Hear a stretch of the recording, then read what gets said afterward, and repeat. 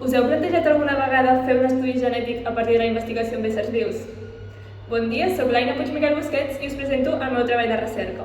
Epigenophylla melanogaster s'emmarca dins el camp de la genètica mendeliana, tot i que també aborda altres temes com la selecció natural o l'efecte de la temperatura i les condicions ambientals a la reproducció i el cicle vital dels éssers vius. Dic que per dur a terme aquest projecte he utilitzat de model experimental unes petites mosques, popularment conegudes com les mosques de la fruita o del vinagre, i científicament es coneixen com Drosophila melanogaster. Un cop tenia dissenyat l'experiment teòric, seleccionava 5 mascles i 5 femelles de cada soca i els encreuava en un flascó a medi de cultiu.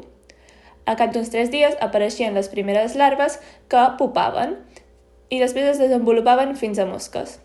Un cop tenia les mosques, les anestesiava mitjançant la tècnica del cap de cotó fluix i les analitzava sota la lupa binocular per anotar els resultats obtinguts.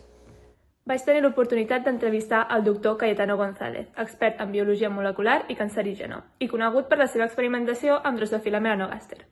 Amb ell vaig aprendre com tècniques que han avançat al llarg del temps han permès dur a terme experiments més complexos i la importància d'aquesta mosca en investigacions de malalties actuals. Bé, i què he estudiat? Quines són les conclusions que puc extreure del meu treball?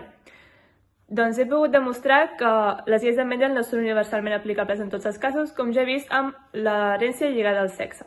A més, la temperatura té un efecte significat en la reproducció i el cicle vital dels éssers vius, ja que a mesura que baixa la temperatura, el cicle vital de la mosca s'ha alentit i hi ha hagut una menor descendència.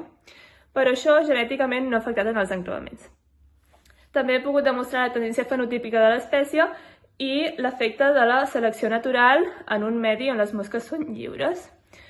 Tot i les dificultats que he tingut, he pogut dur a terme aquest experiment amb un gran èxit i hagués sigut molt més fàcil amb un material molt més adequat.